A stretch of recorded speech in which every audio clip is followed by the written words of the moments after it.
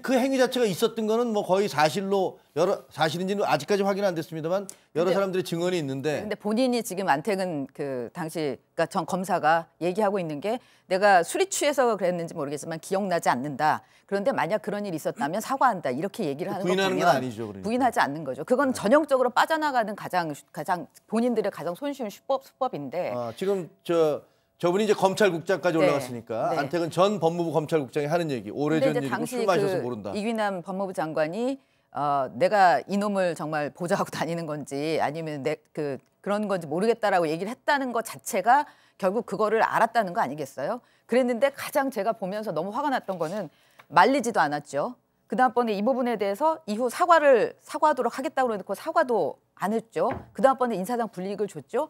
그리고 그 내부에서는 그런 분위기가 아니었다는 거 아니에요? 이런 얘기를 할 수 없는 분위기. 특히 어제 얘기 중에서 남자 검사의 발목 잡는 꽃뱀 아니냐라는 얘기를 듣는 분위기였다는 거예요. 그런 얘기들은 이제 저희가 그러니까, 하나하나 차곡차곡 따져보겠습니다만 어쨌든 그 현장에는 법무부 장관도 있었고 다른 수많은 검사들이 있었는데 거기서 안태근 검사가 자기 후배 여검사를 그렇게 추행하는 것들을 그냥 보고 있었다.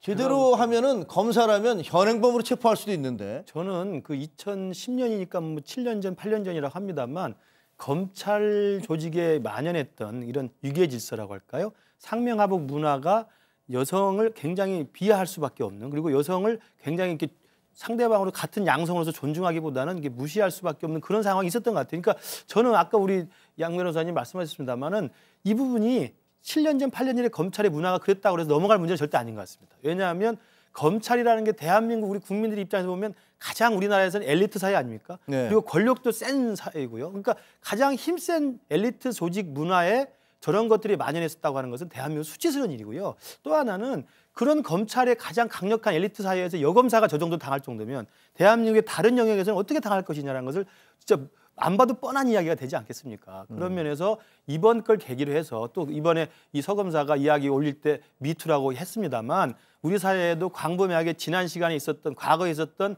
여성 혐오적인 것, 그다음에 남녀 간의 여성에 대한 잘못된 성인식 이런 것들에 대해서는 광범위한 좀 반성과 좀 폭로가 좀 잇따라 예정이 될 것 같습니다. 알겠습니다. 자.